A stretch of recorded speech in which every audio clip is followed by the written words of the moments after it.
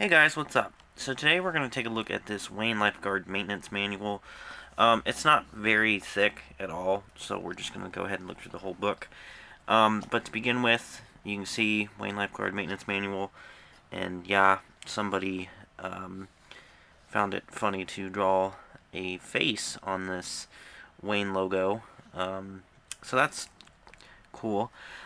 Here's what's on the front cover. You've got a Wayne there, and then there's a Wayne there, which I do have quite a few maintenance manuals with this cover, with that variation of these two buses. This has like a Dodge chassis, and the other one, I have one that's kind of like a Ford chassis, and I think I have another one that is also a Dodge chassis. So that's the front. So opening it up, we've got the Wayne warranty, which that's in almost all of the Wayne manuals and parts books that I have. Over here, you've got a picture of a Wayne Lifeguard, Wayne Ford. It says, "Keep the life in your lifeguard," and it just is talking about some of the things you should do to keep your lifeguard in good condition. There's another picture of a Wayne, probably the same bus that you see right there. On the next page, we've got the table of contents. So it says where to find it, and then it shows you all the different contents to look for. This is a pretty cool picture right here. You've got what I assume is a salesman and a purchaser or somebody picking up the bus. You got the Wayne Ford. You can see a busette service bus or vehicle, whatever you want to call that, right there. So that's pretty cool picture I don't think I've seen before. And then on this other page, it gives you a delivery inspection, so just the things you should be looking for when you take delivery of the bus, and then periodic maintenance, of course. Let's see, how to perform maintenance and repairs. So this kind of walks you through the different parts of the bus that would need to be repaired. You've got a picture for body damage, which is a pretty common picture that I have seen before in manuals and sales brochures and all that stuff. But this is just demonstrating how the panels come off the side of the bus. So you got your section on body damage, exterior paint, interior paint, floor, and then you've got that picture right there. The next section is on the entrance door control lever, which is right there. And then jackknife entrance door. This picture shows somebody oiling the hinges and the door to help it jackknife, which is something I should probably do to mine. And then right here, you've got a picture of the inside of the door, and there's the the handle that's connected to the door handle to open. So yeah, moving on, we've got split type entrance doors. So in these pictures, it's just kind of showing you the different parts of the door mechanism to try to keep lubricated and clean and all that stuff, which once again I probably should try to do to mine, but yeah. Let's see, entrance door seals.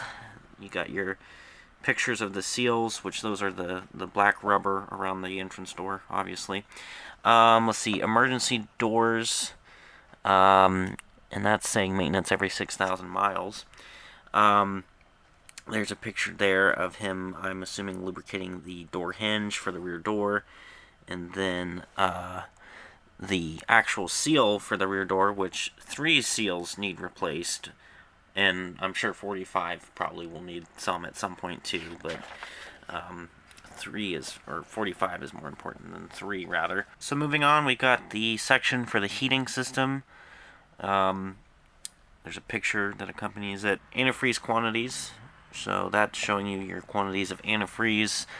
Diagnosing heater problems. And then over here we got removal of heater control and fan motor assemblies. So this shows you where to access it. There's that panel that's right under literally where the driver's area is. And there's a panel right there, and that's how you'd access it, and that is a Wayne distinctive feature. Let's see. Looks like that's the inside casing where the fans are. So that's basically what is in behind that panel there. And then there's a look at the stepwell heaters, which are obviously right next to the door. So still going on with the heating system, We've got a few different pictures here. Right there you can see a seat heater that would be mounted under a seat.